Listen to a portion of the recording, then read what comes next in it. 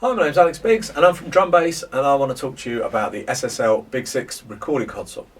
So I want to go through why I bought it, how I use it, and a bit of the workflow. So let's get into it. So the reason I bought the SSL was because I needed some extra channels. I'm a professional drummer, I do drum tracks and mainly teach over Zoom and face to face.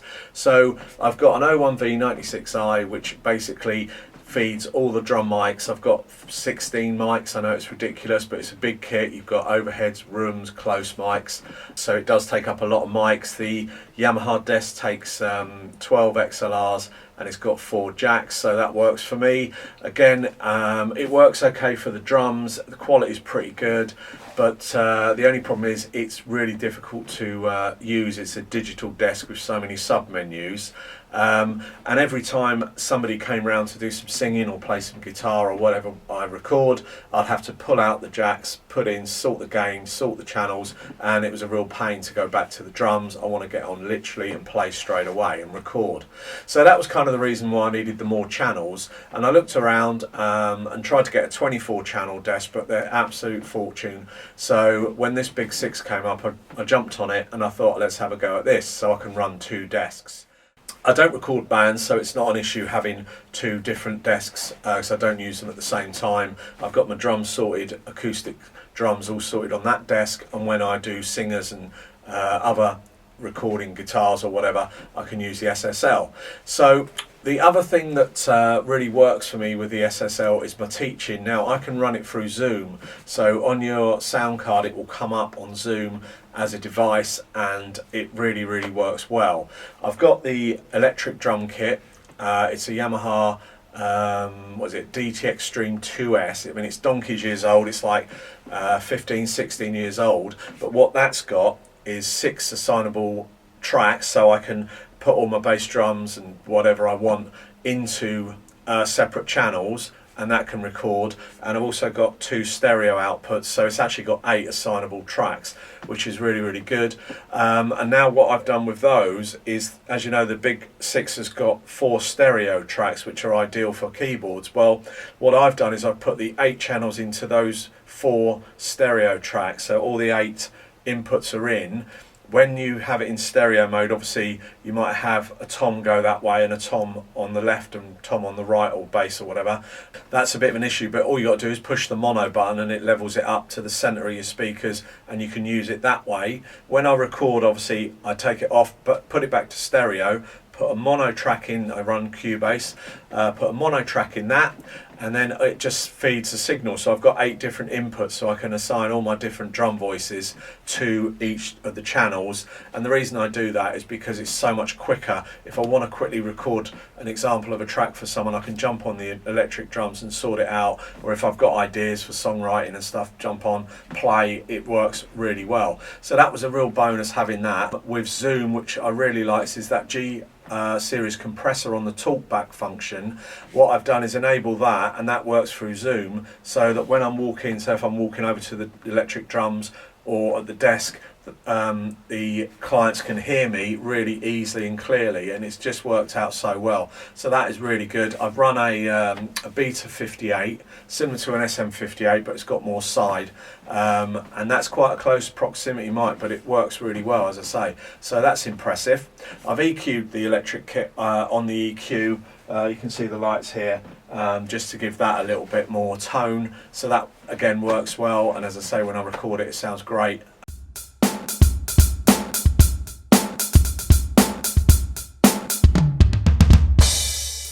How else I use it is the super analog channels. I've got 4 of those, and what I do is I run 2 mics for vocals, and I've got my guitar and I've got my bass guitar, and they're also mic'd up.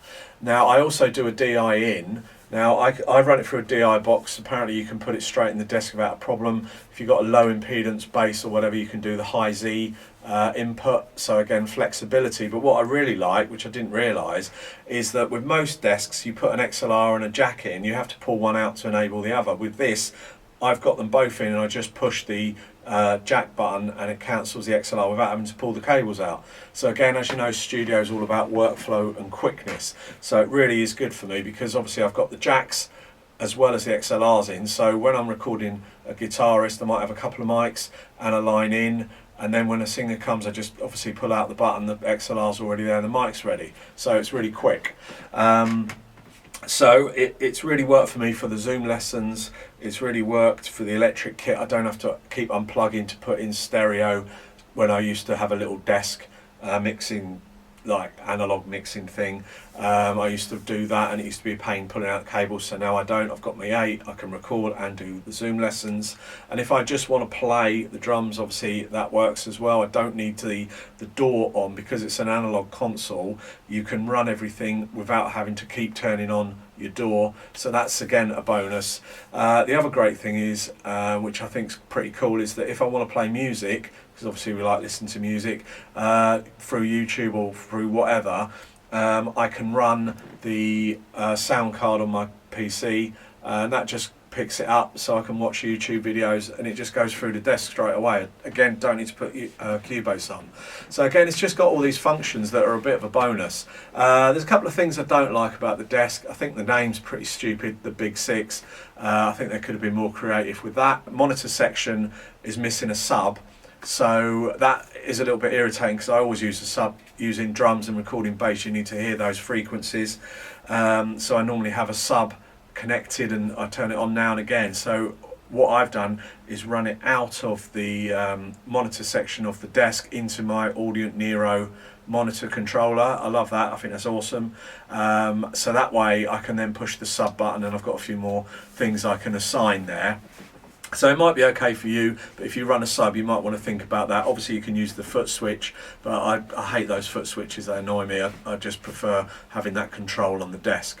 Also, when I'm teaching, what I find is, obviously because I'm teaching drums, they're generally loud, I can rest my hand on that monitor controller, so then I just quickly turn it down when they're playing the drums, and when they speak I can hear them clearly. So I'm constantly turning. With the monitor controller in the desk, you've got a rotary pot, although it's a bit bigger, it's still not as easy as the function of the Audient. So there's that there. The other thing, I think they've missed the trick a little bit with the fact that they've got 4 super analog channels. They might be doing this, I don't know, but they've worked so hard on all the routing and all the other bits, it surely wouldn't take much to just put another 4 or even another 8, so that would open that desk up for so many more applications, because I think it's a little bit limited when you record a band. You see a few videos where they've had to go out to other preamps, so I think it does limit things. But if it had 8 super analog or even 12, then it's a different ballgame. You've got a little console that you can use. And the other thing which is surprising is how light it is. My other Yamaha one weighs like 18 kilos, so it weighs an absolute ton, where this only weighs 7, so it's really portable. I use a laptop, so I can literally take it anywhere I want as well. You've obviously got other functions in it. Now I won't go on about the functions and how I use it. I'll do another video for that, so I'll go through the routing. What I did find is when I got the manual, it's a little bit like an electrical drawing of where the routing is, and I don't get those. It was too complicated.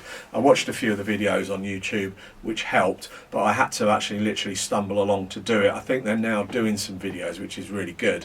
Because of the routing's so versatile, you have to keep remembering which buttons do which, and it does everything. It's really good. So this is why I like it. It just works so good for me. I've got my acoustic drum sorted. Any musicians that come, I can record those no problem, and obviously you've got the good quality.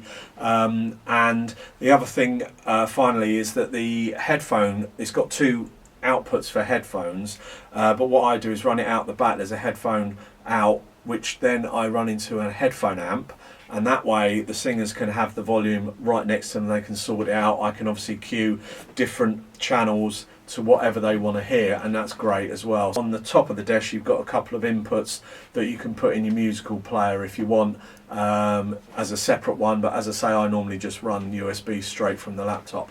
Anyway, I hope that helps. I don't want to be too long doing this, but I will do another video, as I say, how I use it. So subscribe and even hit the bell icon, and then when my next video comes up you'll get notified, and that will tell you once you get it how to set it into your DAW. Again, I run Cubase Pro, but it's the same for most of them. It's just routing those channels, how they do it.